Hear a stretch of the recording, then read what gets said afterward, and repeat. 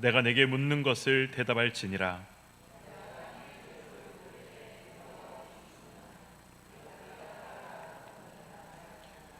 누가 그것의 도량법을 정하였는지, 누가 그 줄을 그것의 위에 띄웠는지 내가 아느냐?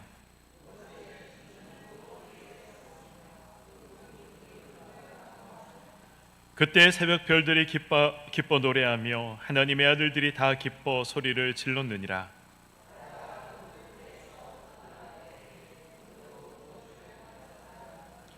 그때 내가 구름으로 그 옷을 만들고 흑암으로 그 강보를 만들고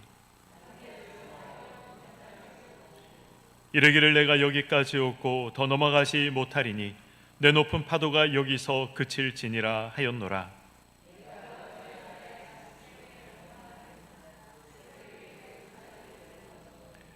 그곳으로 땅 끝을 붙잡고 악한 자들을 그 땅에서 떨쳐버린 일이 있었느냐?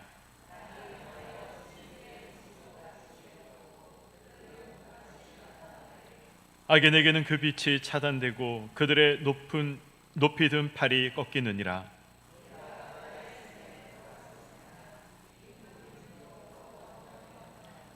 사망의 문이 내게 나타났느냐? 사망의 그늘진 문을 내가 보았느냐?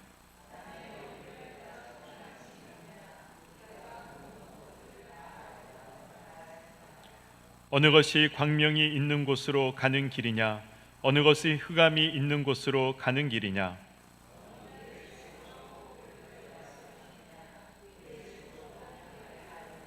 함께요. 내가 아마도 알리라. 내가 그때에 태어났으리니 너의 횟수가 많음이니라. 아멘. 네, 오늘 우리 새벽은 또 월사 기도회로 저희들이 모였고 또 9월의 첫 번째 우리 또 금요 차례 예배로 우리 모였습니다. 오늘 뭐 새벽에 또 많이들 나오셨는데 피곤하셨는지 또 빈자리가 많이 보이는 것 같습니다. 그래도 우리 은혜로 하루를 시작하게 하시고 또 은혜로 또 하루를 마무리하게 하신 또 은혜로 한 달을 시작하게 하신 우리 하나님께 우리 감사의 영광을 또 박수를 우리 먼저 올려드리도록 하겠습니다. 네, 감사합니다. 네. 저는 오늘 이 월삭 새벽기도 말씀 중에 하나님의 큰 특징 중에 하나를 말씀을 드렸습니다. 제가 드린 그 하나님의 큰 특징 그것이 무엇입니까? 네, 우리 아직 24시간이 지나지 않았는데 다 잊어버리신 건 아니겠죠? 네, 알고 계시리라 생각을 합니다. 하나님의 이 본질적인 특징, 하나님께서 가지고 계신 가장 큰 특징은 하나님은 이 말씀하시는 분이라는 사실입니다.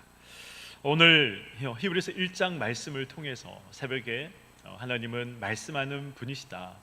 구약에서도 신약에서도 그리고 지금도 여전히 하나님은 말씀하신다. 지금은 하나님의 말씀이 기록된 성경을 통해 우리는 하나님의 말씀을 들을 수가 있습니다. 그러나 우리는 종종 하나님의 음성으로 정말 속 시원하게 한번 하나님의 음성을 들어보고 싶다. 하나님께서 내가 지금 요구하고 간구하고 또 마음속으로 간절히 소망하는 이 기도의 제목 가운데 하나님께서 정말 또렷한 음성으로 한번 말씀해 주시면 참 좋겠다. 그렇게 우리가 바라고 소원할 때가 있습니다. 그렇지 않습니까? 우리가 신앙생활을 하다가 보면 우리가 하나님의 음성을 듣고 싶다. 이 성경 말씀도 하나님의 음성이 기록된 말씀이죠. 그래서 정말 귀로 들려지는 그런 하나님의 음성을 듣고 싶다. 그렇게 간구하고 또 소망하며 기도하며 바랄 때가 우리에게 있는 것이죠. 우리 성도님들은 하나님의 음성을 들어보신 적 있으십니까? 정말 귀로 들려오는 그 하나님의 음성을 들어보신 적이 있으십니까?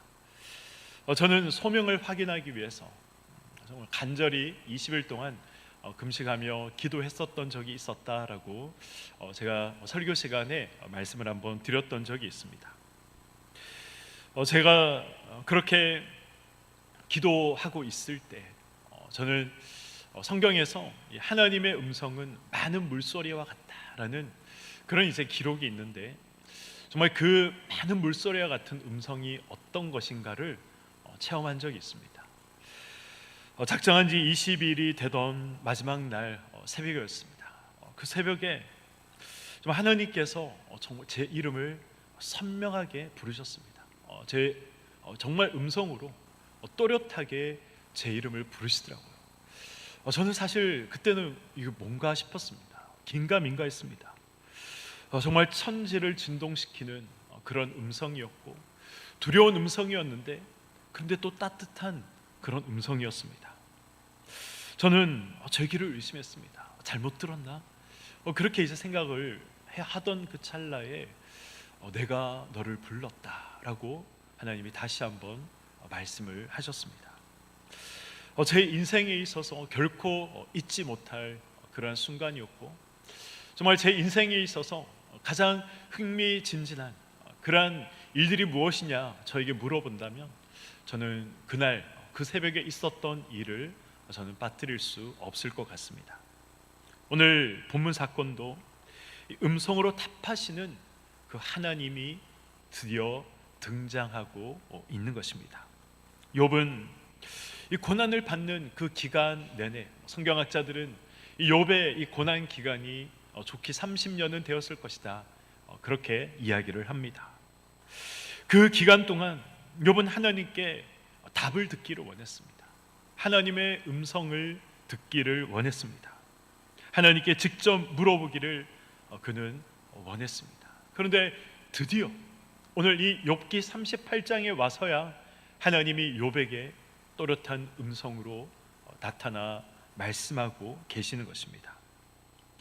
하나님이 답하시는 이 장면은 이 38장에서 41장까지 이 넉 장에 걸쳐 기록이 되어 있습니다. 그러나 41장까지 우리가 한번 쭉 읽어보시면 참 의아한 그런 부분들이 굉장히 많이 기록이 되어 있습니다.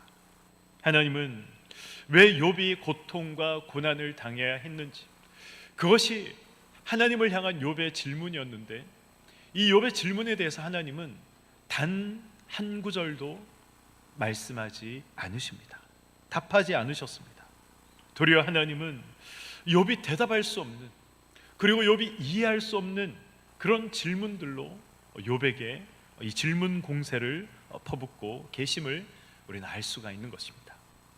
그런데 더욱 이상한 점이 무엇인지 아십니까? 하나님의 이 모든 이 대답을 들은 욥의 이 반응이죠.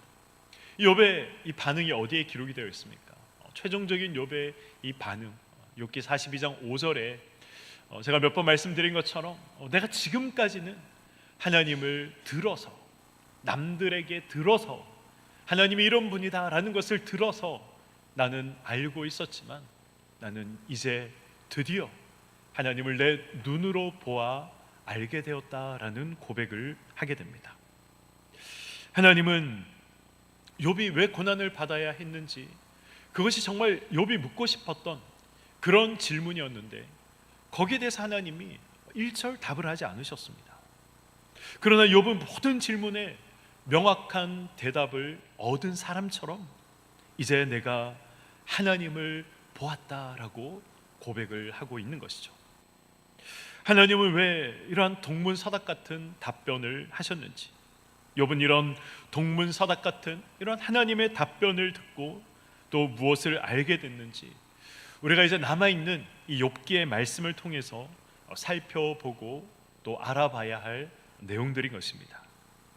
하나님은 욥에게 지금 어떻게 등장하고 계십니까?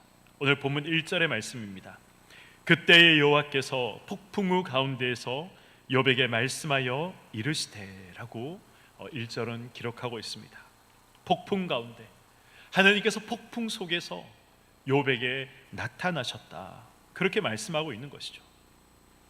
저는 말씀을 준비하면서 이 1절부터 저는 이 의문이 들었습니다. 하나님은 왜 폭풍 가운데, 이 폭풍 속에서 등장하고 계시는가? 그것이 궁금하지 않습니까? 하나님은 모세에게 그러셨던 것처럼 욥에게도 꺼지지 않는 불로 하나님은 나타나실 수도 있었습니다. 우레와 번개와 구름으로 시내산에서 하나님께서 나타나신 것처럼 하나님은 그렇게 욥에게 나타나실 수 있었습니다. 구름과 빛으로 이 지성소에 하나님께서 임재하시고 그렇게 나타나셨던 것처럼 하나님은 욥에게 그런 현상 속에 나타나실 수도 있었던 것이죠. 그러나 하나님은 오늘 태풍 가운데, 태풍 속에서 욥에게 나타났다라고 말씀하고 있습니다. 사도 바울이 만났던 이 유라굴로 광풍을 한번 생각해 보시기 바랍니다. 사도 바울은 이 광풍 속에서 며칠을 보내게 됩니까? 14일을 보내게 됩니다. 14일을 보낼 것이다, 사도 바울이 몰랐습니다. 그렇기 때문에 이 광풍이 하루가 지나고 이틀이 지나고 또 일주일이 지나면서 이제 이 광풍이 언제 끝날지 모르는 그런 광풍이구나, 이 광풍 속에서 다 죽을 수 있겠구나, 사람들이 그렇게 생각을 하고 사도행전 기록을 보시면 이제 살 소망이 다 끊어졌다라는 그런 말씀이 있습니다. 이 14일의 이 광풍에서의 삶은 정말 심각하게 어려운 삶이었던 것이죠.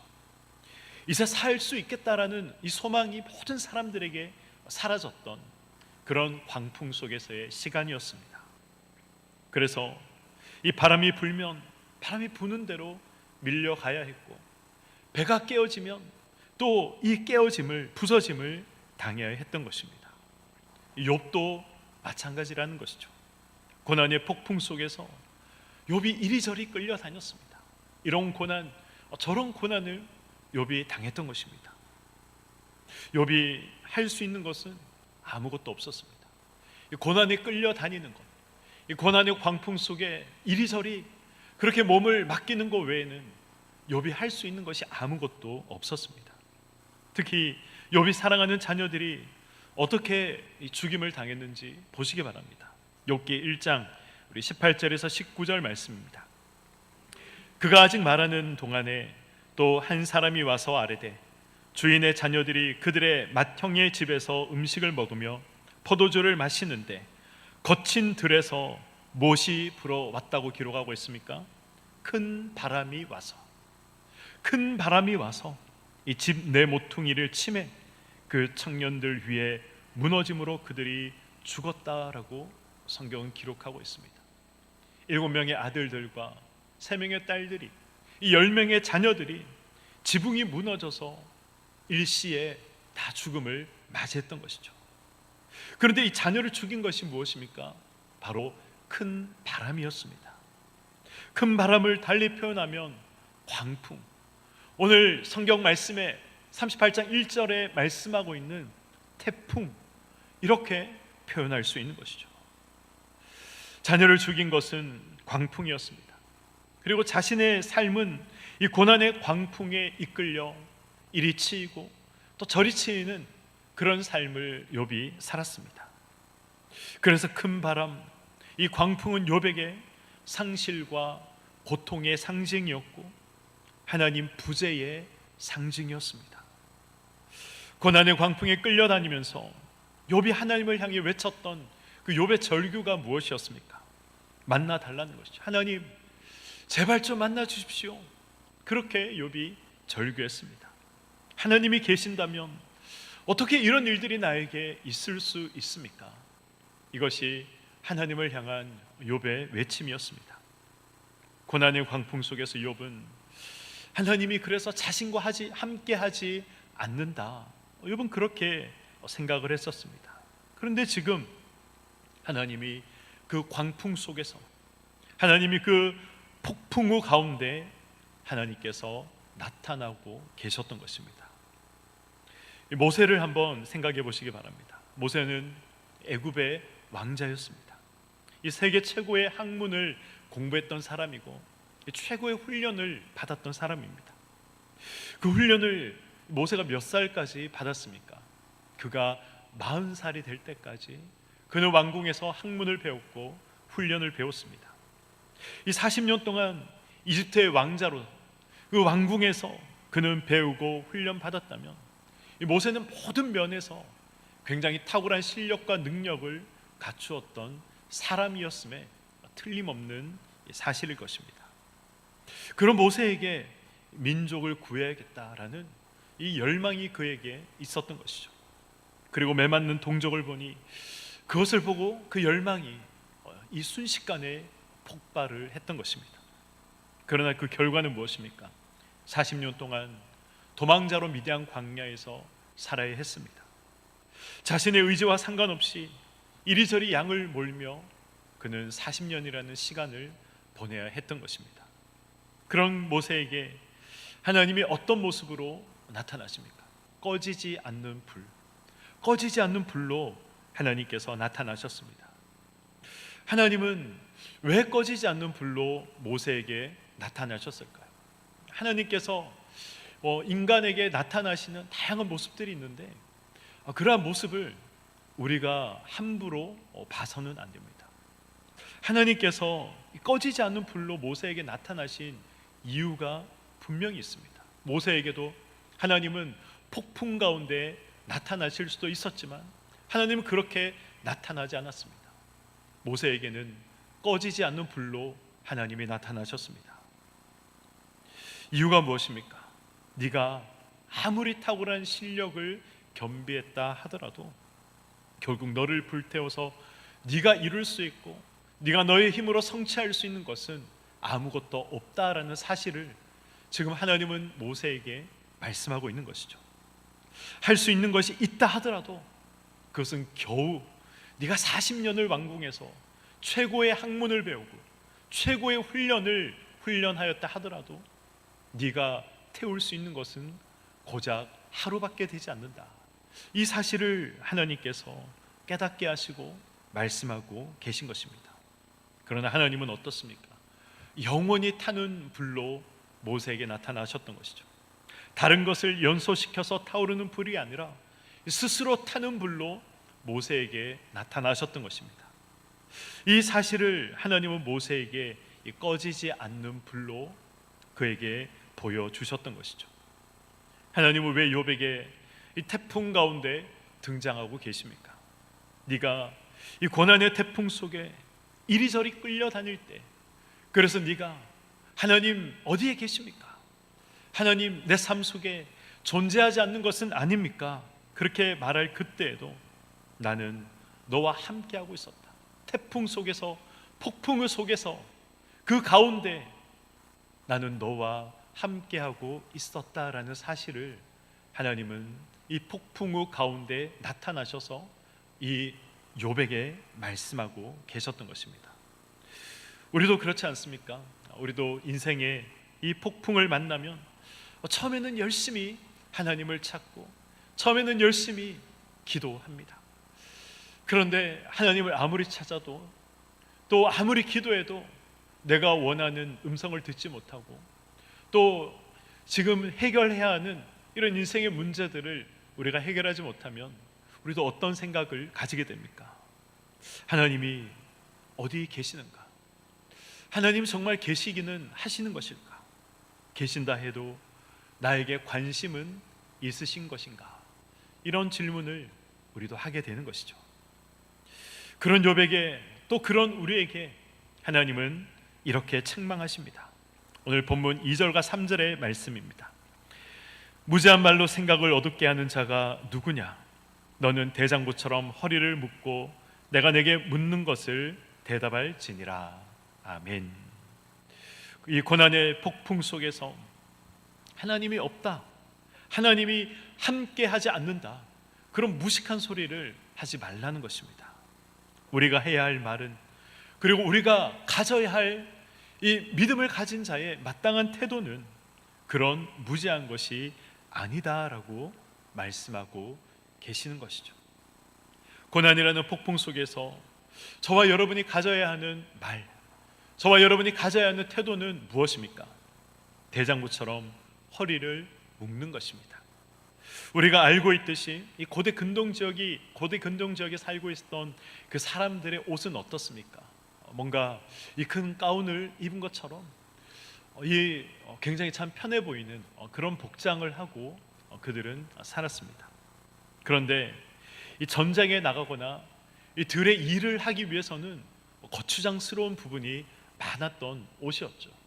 그래서 전쟁에 나갈 때, 그리고 들의 일을 하기 위해서 나갈 때 그들은 꼭 이 옷을 단단하게 여미고 이 허리끈을 묶어서 이 활동하기에 더 적합하도록, 이 전쟁에 나가기에 또 농사를 짓기에 더 적합한 그러한 복장을 갖추게 됩니다. 이 자신의 옷이 흘러내리지 않도록 허리띠로 단단히 이 옷을 조아 맸던 것이죠. 고난이 오면 이 끌려 다녀야 하는 것이 우리들의 삶의 모습입니다. 그렇지 않습니까? 내 힘으로 어쩔 수 없는 그런 일들이 우리에게 닥치면 내가 사실 할 수 있는 것은 아무것도 없습니다. 그 고난이 이끄는 대로 갈 수밖에 없는 것이 저 여러분의 삶인 것이죠. 아무리 거대한 배라고 해도 거대한 폭풍 속에서 이리저리 요동할 수밖에 없는 것입니다. 우리의 힘과 지혜로 감당할 수 없는 이 어려움이 우리에게 찾아올 때가 분명히 있습니다. 그때 우리가 할 수 있는 것은 이리저리 끌려다니는 것 외에는 할 수 있는 것이 아무것도 없는 것이죠. 야곱도 그랬고 요셉도 그랬습니다. 성경 인물들을 한번 잘 살펴보시기 바랍니다. 아브라함도 그랬고 다윗도 그랬습니다. 모세도 그랬습니다. 중요한 것은 하나님이 이 유라굴로 광풍 속에서 바울과 함께 하셨던 것처럼 인생의 광풍 속에서 하나님이 여전히 우리와 함께 하신다는 이 사실을 우리가 기억해야 한다는 것입니다. 이리저리 끌려가지만 하나님은 여전히 이 광풍 속에서 나와 함께하고 계신다. 하나님이 존재하지 않는 시간, 하나님이 존재하지 않는 공간, 그런 것은 존재하지 않는다. 아니, 존재할 수가 없다. 우리 이 생각을 가져야 하는 것입니다. 대장부가 허리띠로 이 옷을 단단히 고정하듯이 이 사실을 단단히 붙잡아 매라라는 것을 하나님은 우리에게 말씀하고 있는 것이죠. 4절부터 하나님은 욥에게 욥이 대답할 수 없는 이제 그러한 질문들을 하나님이 본격적으로 쏟아내기 시작하십니다. 4절에서 6절은 하나님이 땅에 대해서 말씀을 하시고 7절은 하늘에 대해서, 또 8절에서 11절은 바다에 대해서 말씀을 하십니다. 그리고 12절과 21절은 광명과 어둠, 그리고 현세와 내세에 대해서 하나님께서 욥에게 질문하시며 말씀하십니다. 욥기 1장에 사탄이 등장하면서 하나님 앞에 이야기하는 장면이 있습니다. 아마 다들 기억하시리라 생각을 합니다. 욥기 1장 9절에서 10절의 말씀입니다. 사탄이 여호와께 대답하여 이르되 욥이 어찌 까닭없이 하나님을 경외하리이까? 주께서 그와 그의 집에 그의 모든 소유물을 울타리로 어떻게 하셨다고 말씀하고 있습니까? 두루심 때문에. 하나님께서 이 욥의 소유물을 울타리로 두루심 때문에 그가 하나님을 섬기는 것 아니겠습니까? 그렇게 지금 사탄이 하나님 앞에 이야기하고 있는 것입니다. 이 10절에 보시면 두르다라는 표현이 나오는데 히브리어로 이 발음하기가 좀 어렵지만 이 사카크라고 되어 있더라고요. 이 단어 뜻이 무엇일까? 한번 찾아봤더니 이 울타리로 두르다, 울타리로 막다, 보호하다, 이런 의미가 있었습니다. 사탄이 하나님께 어떤 말을 지금 하고 있습니까? 까닭없이 욥이 하나님을 사랑하는 것 아닙니다. 까닭없이 욥이 하나님을 잘 섬기는 것 아닙니다. 하나님이 울타리로 그를 지켜주시고 그를 보호해 주시고 그를 막아주셨기 때문에, 그래서 그런 이유 때문에 욥이 하나님을 섬기는 것입니다. 사랑하는 것입니다. 그렇게 주장을 했던 것이죠. 이 1장에 사용된 이 사카크라는 이 단어가 오늘 본문 8절에도 등장을 하고 있습니다. 8절 말씀을 보시겠습니다. 바다가 그 모태에서 터져 나올 때에 문으로 그것을 가둔 자가 누구냐, 이렇게 말씀하고 있죠. 무슨 말씀입니까? 바다가 넘치지 못하도록 하나님께서 바닷물을 지금 가두어 두셨다라고 말씀하고 있습니다. 여기서 이 가두다라는 이 말의 히브리어 원어가 바로 이 사카크라는 단어가 사용되고 있었습니다. 결국 성남 바다가 육지를 집어삼킬 것처럼 그렇게 보이지만 하나님이 바닷물을 넘치지 못하도록 울타리로 둘러막고 계신다, 지키고 계신다, 그렇게 말씀하고 있는 것입니다. 예수께서 이 성난 파도를 잠잠하게 하셨던 것처럼 하나님께서 바다를 넘치지 못하도록 그렇게 하나님이 지금 다스리고 통치하고 맡고 계신다. 그래서 땅에 살고 있는 생명체들이 보호받고 있을 수 있는 것이다 라고 말씀하고 있는 것입니다.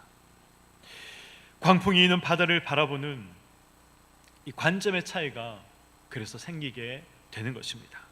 어떤 관점입니까? 광풍이 있는 바다를 바라보는 하나님의 관점과 광풍이 있는 바다를 바라보는 인간의 관점인 것이죠. 이 본문 9절에서 이 관점을 이렇게 말씀합니다. 9절의 말씀입니다. 그때 내가 구름으로 그 옷을 만들고 흑암으로 무엇을 만든다고 하십니까? 그 강보를 만들고. 저는 이 9절 말씀을 묵상하면서 참 놀랍다, 하나님께서 일하심이 참 놀랍다라는 것을 깨닫게 되었습니다. 강보라는 것이 무엇입니까? 어린 아기를 싸는 포대기를 말하는 것이죠.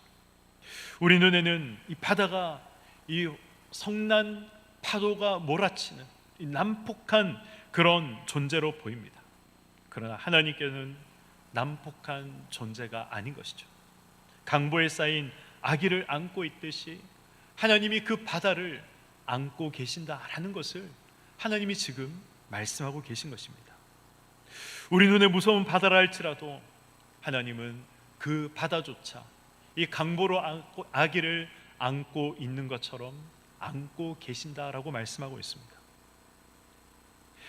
그래서 바닷속에 이 수많은 생명들이 또 살아갈 수 있는 것이죠. 하나님께서 안고 계시기 때문에 그 바닷속에 우리 눈으로 볼 때에는 성난 파도가 일렁이는 그런 무서운 존재로 보인다 할지라도 그 바닷속에는 수많은 물고기와 생명들이 살아갈 수 있는 것입니다. 욥노는 풍랑 속에서 내가 존재하지 않는다, 내가 부재한다, 그렇게 소리쳤지만 그러나 나는 그 풍랑이 이는 바다조차 강보로 싸고 있듯이 나는 그렇게 그 바다를 싸고 있었다, 안고 있었다, 나는 일하고 있었다, 나는 그 풍랑 속에 함께하고 있었다, 이 사실을 말씀하고 계신 것입니다. 이 의에서는 하나님의 질문들은 사실 모두 동일한 질문입니다. 나의 통치를 벗어나는 일이 있을 수 있겠느냐, 나의 선함과 성실하심을 벗어날 수 있는 그런 일이 있을 수 있느냐라고 하나님이 욥에게 질문하고 계신 것입니다. 하나님은 동일한 질문을 저와 여러분에게 지금 하고 계십니다. 사랑하는 성도 여러분, 한번 답해 보시기 바랍니다. 하나님의 통치를 벗어나는 그런 일이 있을 수 있을까요? 그럴 수 없습니다. 하나님의 선하심과 성실하심을 벗어나는 그런 일들이 우리 삶 가운데, 인간의 역사 가운데, 온 우주 가운데 일어날 수 있을까요? 그럴 수 없는 것입니다. 그런 일은 있을 수가 없는 것입니다. 우리는 항상 우리 삶에 일어나는 일들을 우리는 뭐 아니면 도다, 그렇게 생각을 하죠. 좋은 일과 나쁜 일로 항상 구별 짓습니다. 성공과 실패로 우리는 우리의 일들을 구별합니다. 그러나 우리가 기억해야 할 사실은 하나님을 믿는 자들에게 일어나는 이 모든 일들은 이 강보에 쌓여 있다는 것입니다. 하나님께서 다스리시고 하나님이 붙잡고 계시고 하나님이 그 속에 함께 계신다라는 사실을 우리가 잊어서는 안 되는 것입니다. 욥을 통해 성경이 말씀하고 있고 또 성경의 인물들을 통해 성경이 말씀하고 있지만 우리는 하나님이 우리 인생에 정말 이 맹렬하게 간섭하고 계신다는 이 사실을 우리는 잘 느끼지 못할 때가 있습니다. 성경이 분명히 그렇게 말씀하시고 우리가 욥기를 통해서 지금 그렇게 하나님의 말씀을 지금 듣고 있음에도 불구하고 하나님이 내 인생 속에 간섭하고 계신다, 하나님이 내 인생의 풍랑 속에 간섭하고 계신다, 그러한 사실을 우리가 잘 느끼지 못할 때가 있습니다. 그러나 하나님이 외면하시고 우리 기도에 응답하지 않는 날은 존재하지 않는다는 사실을 기억하시기 바랍니다. 우리가 하나님을 잘못 생각할 때가 있기 때문에 하나님께서 이 어려움 가운데 부재하신다, 하나님이 이 어려움 속에서 나를 잊고 계신다, 그런 생각을 할 뿐이지, 우리의 잘못된 생각 때문에 그런 생각을 가질 뿐이지, 성경은 끊임없이 그 폭풍 속에 하나님이 함께 하시고 하나님이 역사하시고 그 폭풍이 땅을 침범하지 못하도록 하나님이 막고 계신다, 둘러 지켜 보호하고 계신다라는 사실을 말씀하고 있는 것입니다. 인생의 폭풍을 할지라도 그 폭풍을 역시 하나님의 강보에 쌓여 있다는 사실을 기억하시기 바랍니다. 이 사실 위에 우리의 신앙과 우리의 믿음과 우리의 삶을 우리는 세워나가야 하는 것입니다. 창세기 28장에 하나님은 인생의 광풍 속에 있는 야곱에게 이렇게 약속하십니다. 그리고 야곱에게 하신 이 약속은 저에게 하신 약속이고 여러분에게 하신 약속이며 우리에게 하신 하나님의 약속입니다. 우리 창세기 28장 15절 말씀으로 오늘 말씀을 마무리하고자 합니다. 우리 창세기 28장 15절 말씀을 우리 함께 읽도록 하겠습니다. 시작. 내가 너와 함께 있어 내가 어디로 가든지 너를 지키며 너를 이끌어 이 땅으로 돌아오게 할지라. 내가 내게 허락한 것을 다 이루기까지 너를 떠나지 아니하리라. 아멘. 인생의 광풍이 우리를 어디로 이끌고 가든지 하나님이 지키시고 하나님이 이끄시고 하나님이 떠나지 않는다는 이 변함없는 약속을 우리가 잊지 말고 기억하며 또 이 약속을 붙들고 살아가기를 소망합니다. 그래서 이 약속의 띠를 단단히 다시 한 번 더 묶고 우리에게 허락되어진 우리의 삶을 살아가시는 우리 교회 모든 성도님들의 삶이 되시기를 주님의 이름으로